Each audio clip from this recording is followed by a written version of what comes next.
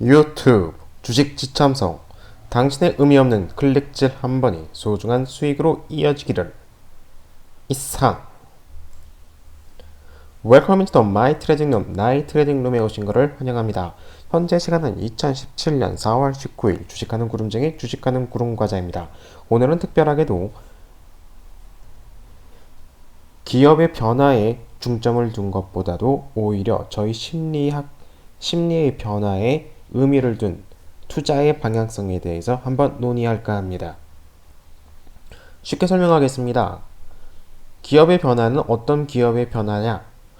이의 종목은 조비인데 재무제표를 보게 되면 12, 23, 15, 9, 15로 어느 정도 일정 부분에 대한 수익이 나고요. 지분 분석표에서와 같은 경우처럼 최대 주주는 82%이다. 다시 말했을 때 이런 수평 형태의 박스권 형태에서 노는 조비의 횡보권은 살짝만의 반등으로도 충분히 14,000원과 15,000원, 16,000원대까지도 돌파할 수 있는 종목이다 라고 저희 앞 동영상에서는 이런 식으로 종목을 접근했습니다. 그러나 이 종목은 이 동영상만큼은요, 그리고 이 동원 아나텍만큼은 저희 지금 투자의 심리적 상태의 변화량에 따라서 이 종목을 어떤 식으로 접근해야 될지 여러 종목들을 비교하면서 접근해 볼까 합니다. 여기서부터는 회사 이야기를 하지 않겠습니다. 이 종목은 태양건설입니다. 2017년 초반에서부터 서서히 올라가기 시작했던 종목은요, 6,130원까지 5,200원에서 6,130원까지 약 20% 정도의 수익률을 거둬들이고 있는 종목입니다. 1701 저희 유튜브 채널에서도 회사들의 적정 가격 박스권에서 노는 종목들을 대충 정렬하면서 태영건설이라는 종목을 타이틀로 들고 국순당과 하나테크닉스라는 종목까지도 옵션으로 들었습니다. 결국 3개의 종목 중에서 뿜빠이를 치게 된다면 태영건설이 상승은 동일한 조건으로 투자를 하였을 때 충분히 수익권으로 마무리 지어 있음을 알 수 있습니다. 이게 중요한 게 아닙니다. 바로 이 눌림목 매매 체제에 대해서 대형주가 이런 눌림목 매매 체제에 이루어져 있을 때 과연 우리 심리 투자는 어떤 식으로 반영이 될지가 가장 궁금한 겁니다. 이런 태양건설의 상승력은요, 지수의 상승력이 즉 종합 코스피 지수가 상승하는 시점과 어느 정도 일치했기 때문에 이 지표를 보고 투자할 수 있는 방향성이 잡혀 있습니다. 근데 지금 시점은 지수가 떨어지는 시점입니다. 다시 말했을 때 대형주보다는 소형주 위주로 아까 설명했던 조비와 같은 수평형 투자의 종목으로 눈을 돌리는 것이 맞습니다. 그렇다면 왜 내가 동원은하텍이라는 종목을 보고 있느냐? 바로 12, 13, 14일 날에 기관과 금융투자에 어느 정도 수급을 들어오는 것을 보고 저는 이 지표를 보고 있습니다. 12, 13일 날 같은 경우는요, 바로 요 구간과 요 구간을 말합니다. 강한 외인이 들어왔고요, 상승력이 들어왔고요, 그 다음에 거래량도 어느 정도 터졌고 MAC도 상승력을 누리고 있습니다. 그리고 지수는요, 즉 주가는 어느 정도 1775원대를 유지를 하게 되면서 계속 평행성을 유지하고 있습니다. 이 부분이 왜 어려운 부분이냐? 바로 지금 설명한 종목들을 본다면 충분히 그 답이 나옵니다. 이 종목은 한국콜마입니다. 최근 외국과 기관 어느 정도의 수급, 기관과 보험, 투신 등의 빨간불이 들어올 정도로 수급이 어느 정도 붙어있는 모습을 보여주고 있지만 주가는 여전히 박스권을 유지를 하고 있고 이 지점을 지금 돌파하려고 하고 있습니다. 그러나 이런 부분과 같은 지지점 라인이 생성이 된다면 투자자들은 굉장히 어려운 시점에 도달하게 됩니다.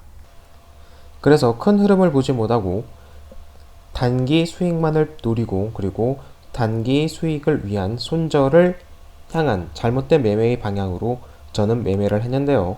바로 이 종목은 NC소프트라는 종목입니다.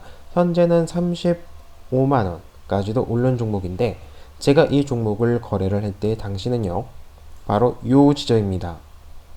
2015년 11월 달이죠. 거래 양봉이 터지면서 눌림목이 형성이 되었을 때 저는 여기에서 단기 수익만을 그냥 거둬들이고 이 흐름을 그냥 놓쳐버렸습니다.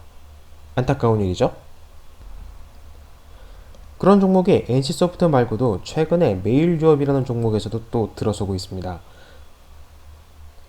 2016년 11월 달에 강대의 양봉이 나오면서 거래량까지 터지면서 눌림목을 형성하는 가운데 커트라인, 이의 제시점은 무너지지 않고 쌍방을 이루면서 올라가고 있습니다. 역시 검은색의 비밀판에서도 일치되는 부분이고요. MACD 역시도 솔직하게 움직여지고 있는 메일유업의 주가의 방향입니다. 그러나 저는 이거를 투자를 하질 못했습니다. 단기 매매만 했고요. 손절과 손익을 반복을 하게 되면서 이 거대한 흐름을 그대로 놓쳐버리고 맙니다. 메일유업 역시 우유 회사가 움직이면 동시 움직여지는 종목 남양유업이 있겠죠. 이 종목도 마찬가지입니다. 시기도 똑같아요. 11월 달에 16년도 11월 달에서부터 거대 양봉이 터지게 되면서 긴 장기간 박스권을 유지하게 되면서 가격대를 돌파해버립니다. 그러면 한국콜마라는 종목도 역시 그렇지 않을까. 지금 양상이 거의 비슷합니다. 박스권을 유지하게 되면서 가격대는 상승을 할 수 있다. 이 가격대의 상승이라는 대형주의 의미는요, 굉장히 큰 의미를 부과해야 되는 부분입니다. 그렇다고 친다고 합시다. 따라서 이 동원하나텍 역시도요, 이 가격대를 돌파를 할지 말지가 저의 가장 큰 고민이면서 만약에 돌파를 한다면 12,000원과 12,500원대를 해야 되겠지만 만약에 여기서 지수가 밀려있는 가운데서 1,500원까지 밀린다면 저는 아마 이 종목을 버리고 다른 종목을 찾지 않을까 하는 생각이 듭니다.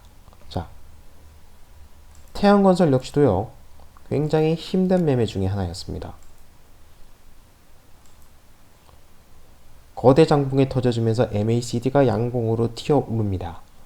그러나 눌림목이 형성이 되면서 일정 부분 가격대를 형성하면서 주가는 그대로 치고 오릅니다. 이거 말은 쉬웠어도요, 굉장히 어려운 매매 중에 하나였고요. 검은색의 비밀편도 역시 돌파하는 것 역시도 저는 몸소 체험을 했고 그대로 홀딩했습니다. 자, 이제 한번 요런 여러가지 종목을 비교한 것처럼요, 동훈은하텍 한번 가격대가 어디까지 치솟아 오를 수 있을 것이며 12,000원대까지 올라갈 수 있을지 없을지를 이 일기장에 남기며 저는 조용히 사라질까 합니다.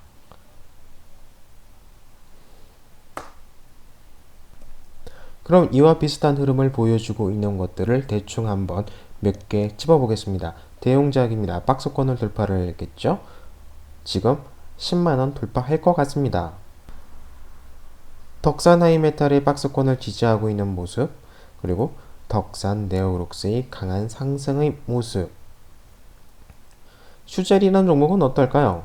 슈젤이라는 종목은 약간의 기업의 변화도 양상이 되어 있지만은요, 지금 38만원을 돌파를 해서 42만원까지 치솟아 오르는 모습을 보여주고 있고, 여기는 아래 꼬리가 달려 있습니다.